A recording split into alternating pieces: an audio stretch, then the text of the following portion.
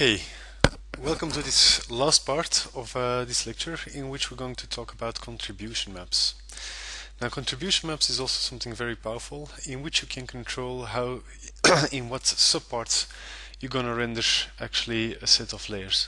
So let me demonstrate this and how that works. So if we go over here, and what I'm going to do is I'm going to disable the rendering of this. We don't need those anymore to be re-rendered. I'm just going to focus on the master layer. So contribution map is something which you can find right over here. If you right click, you say over here pass contribution maps, and you can create contribution maps for the selected objects. For example, let's say that we have like the chalice over here being controlled as a contribution map, so you can create like create pass contribution map and add selected. Now you see a small arrow in front of this, and so you can select right over here exactly what you want to do. Pass contribution map 1, so that one object is in there. So the things what you can do, it's very logical. You can add, remove things, so you can change a few sets, and you can also create a unique render pass specifically for this contribution map only. Now, the thing which is important with contribution maps is also the way how you control their settings and their shader. So let me just add a render pass. Yeah, that's necessary. You need to have like a default render pass, and the default render pass then to use is just a beauty. Just add a beauty render pass. Let's create another one, for example for this object over here.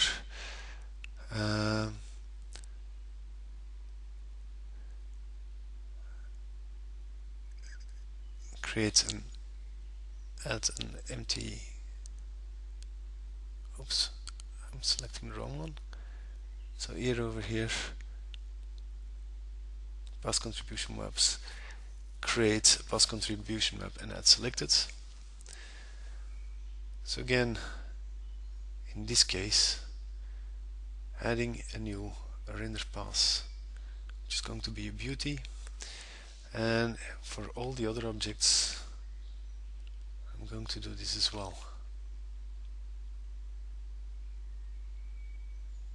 like this.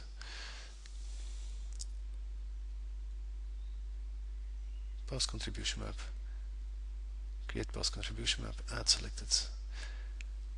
Okay, so add render pass. Make sure again you have like a beauty pass over there. So you can name them properly. Select the objects. So chalice, select the objects, big sphere, and we're gonna rename this to the rest. Now again, with such a contribution map, the thing that you should look at is over here to the naming. So right over here we just have like the master layer. So contribution map is something which is being stored also as part of this one layer. I don't think we need to add anything else. So it might be that you can leave it just as it is. So let's try this and see what's going to happen when we render this whole thing. So render, batch render this frame.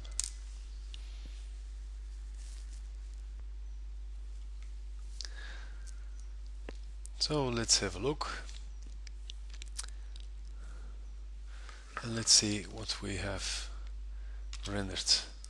So I'm going to import the new one, which is the master layer. Let's see if we update the master layer. Now it's set to 40, now it's set to 55. So import all channels, and 55, that kind of makes sense because like that we have 5 megabytes per layer, so 3 layers added. So probably it is going to be exactly what we had in mind. So let me double click over here. Let's get bigger and bigger.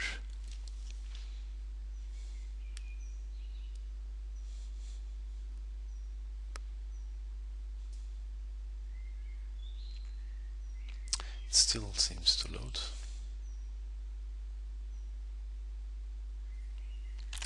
So auto layout the whole thing, and now we're going to explode the whole view. So what you see right now over here, we will find those contribution maps. And the nice thing is they immediately have like their cutout as well. So if you press right over here, you have like also the proper masking.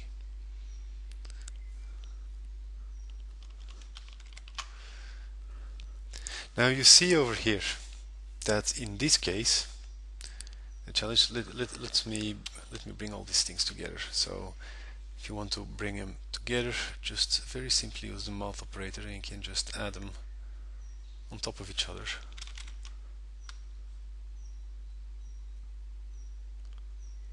Like this. So they just have been added, and as you see it matches perfectly, so there's no problem over there. But however, there are a few things that could be improved. For example, over here, suppose that you want to have some control still over the coloring, or that you want to have like a better view of what's going on everywhere here. The thing that you can still add or do is change one of the settings over here for the render paths. So let's go over here to this, let's say the rest. Let's have them selected and go right over here, go to the passes and select the contribution map. So we have the rest over here. Now I had the impression that in this case the rest, this was not added, so I'm going to add the selected object over here. So if you like this beauty path, now if you double click it over here, we see all the properties of these passes. And a very important setting over here in this render passes is the holdout. So right now the holdout is being switched on, which means that these objects literally have been cut out. So what we're going to do is we're going to remove this holdout over here. So close, let's re-render this thing again.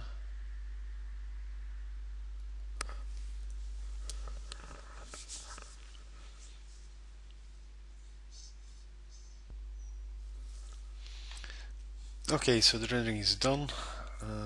Let's have a look. And so let's reload this one. And if you reload, you see we get everything in scene and there's no holdout. Now you can't add like this that simply anymore. So in this case you will need to use a different kind of compositing. So if you go to compositing, you do just a composite options. And so we have over here A over B. So A is this one, over B is over here, and here we see again how it nicely follows. Let's do this again. Oops, sorry, in this case A over B, and so everything fits nicely again. Now you might see a little bit an edge right over here, so those are things that you perhaps should check. A in B. Now those are all different operators.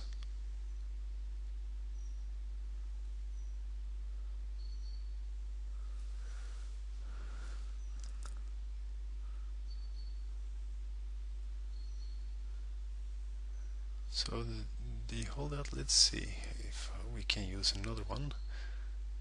Blend and composite. So this is the background, This is the foreground.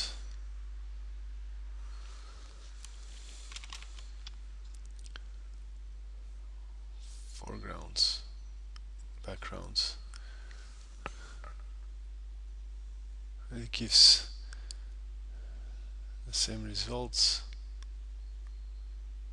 So the thing what you can do over here is you can change the masking. So if you change the masking to this, just set it a little bit higher, you get a better composite and a better, slightly better anti-aliasing, as we can see over here. So these are things that you can tweak and tune using these different kinds of settings. So now you see the difference very slightly on this edge. Let me zoom in just in case that you don't see it on the video. Over here we see like this slightly darker rim, and over here we have fixed that rim. So it's something that you can control right over here, but you need to fine tune just very slightly.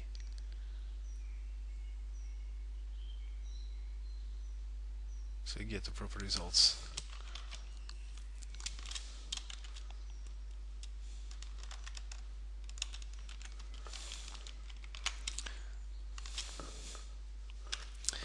Okay, and so this concludes it also for contribution maps. So you can imagine also the power of using contribution maps, especially if you have like over here the normal layer, and that you can do things directly over here. It makes it a little bit easier, but like I said before, you have like all these different image layers, so that might be an issue right there. On the other hand, you might create contribution maps in combination with object IDs, in which you immediately make groupings of 3, in which case you won't have like these overlapping problems anymore. So that might be a good solution as well. Okay, so this concludes the whole lecture. I hope you enjoy it, and I'll hope to see great results from you.